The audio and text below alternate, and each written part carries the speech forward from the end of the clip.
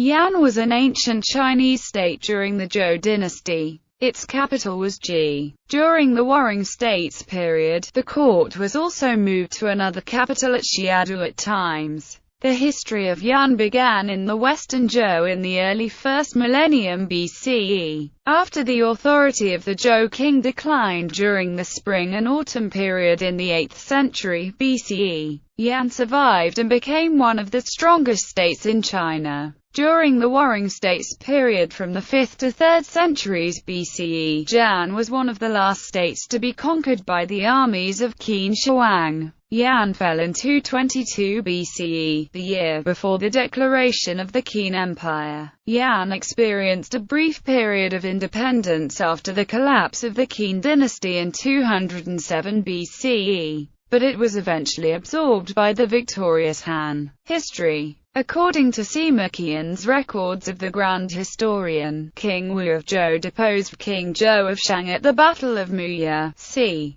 1046 BCE and conferred titles to nobles within his domain, including the rulers of the Yan. In the 11th century BCE, Yan's capital was based in what is now Liulahe Township, Fangshan District, Beijing, where a large walled settlement in over 200 tombs of nobility have been unearthed. Among the most significant artifacts from the Liulahe site is a bronze ding with inscriptions that recount the journey of the eldest son of the Duke of Yan, who delivered offerings to the King of Zhou in present-day Xian and was awarded a position in the king's court. In the 3rd century BCE, the Yellow River followed a more northerly course than the present day. It emptied into the Bohai Sea at a point south of Tianjin in what is now Hebei as opposed to its modern end in Shandong. Sometime during the 7th century BCE in the late Western Zhou or early Eastern Zhou, Yan absorbed the state of Ji, a smaller kingdom to the north, and moved its capital to that of Ji in modern-day Zicheng District, Beijing. Yan stretched from the Yellow River to the Yulamu River, and from the mountains of Shanxi to the Liaodong Peninsula. As the most northeastern of all the Chinese states during this time period,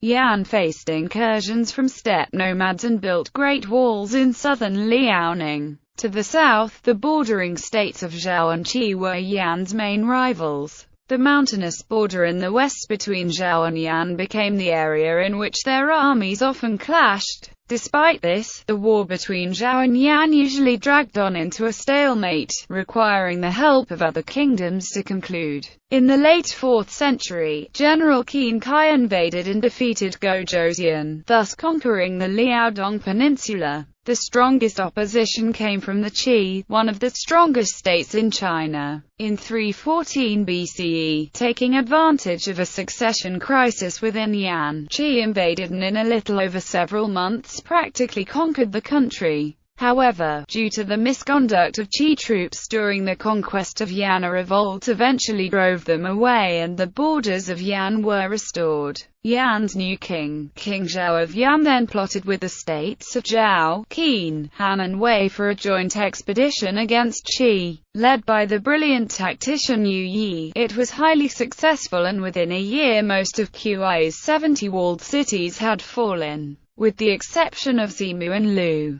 However, with the death of King Zhou and the expulsion of Yu Yi to Zhou by the new king, King Wei of Yan, General Tian Shan managed to recapture all of the cities from the 5 kingdoms. Despite the wars, Yan survived through the Warring States period. In 227 BCE, with Qin troops on the border after the collapse of Zhou, Crown Prince Dan sent an assassin named Jing Kai to kill the king of Qin, hoping to end the Qin threat. The mission failed, with Jing Kai dying at the hands of the king of Qin in Zhanyang. Surprised and enraged by such a bold act, the king of Qin called on Wang Jian to destroy Yan. Crushing the bulk of the Yan army at the frozen Yi River, Ji fell the following year and the ruler, King Shi, fled to the Liaodong Peninsula. In 222 BCE, Liaodong fell as well, and Yan was totally conquered by Qin. Yan was the third last state to fall, and with its destruction the fates of the remaining two kingdoms were sealed. In 221 BCE, Qin conquered all of China, ending the Warring States period and founding the Qin dynasty. Post-Qin interregnum in 207 BCE, the Qin dynasty collapsed and China resumed a state of civil war. King Wu Chen of Zhou eventually sent General Han Guang to conquer Yan for Zhou, but upon his conquest, Han Guang appointed himself king of Yan. Han Guang had sent General Zhang Tu to assist Xiang Yu, the king of Zhou, in his war against Qin. When Zhang Tu returned, Han Guang was ordered to become king of Liaodong instead.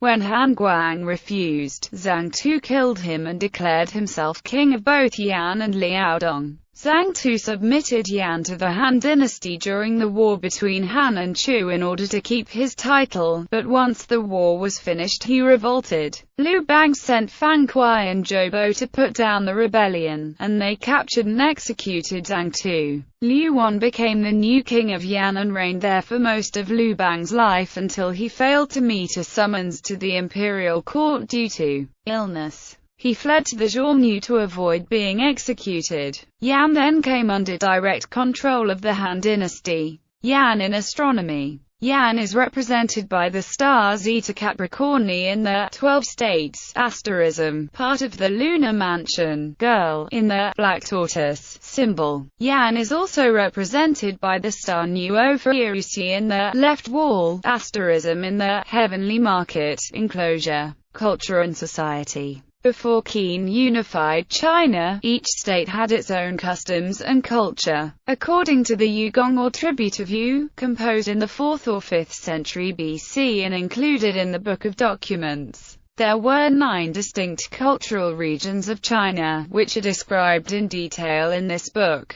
The work focuses on the travels of the titular sage, Yu the Great, throughout each of the regions. Other texts, predominantly military, also discussed these cultural variations. One of these texts was the Book of Master Wu, written in response to a query by Marquis Wu of Wei on how to cope with the other states. Wu Ji, the author of the work, declared that the government and nature of the people were reflective of the terrain they live in. Of Yan, he said, "The Yan are a sincere and straightforward people. They are cautious, love courage and righteousness and rarely employ deception. Thus they will defend their positions, but are immobile and incapable of innovation. To defeat them, we must be unconventional, by attacking them at the rear and flanks, where and when they least expect it. When they turn to face our attacks, we should keep a distance. When they withdraw to face another threat, chase them. This will confuse them and create fear in their ranks. If we avoid conflict against their strong points and use our armored chariots to set ambushes, we can capture their generals and ensure victory."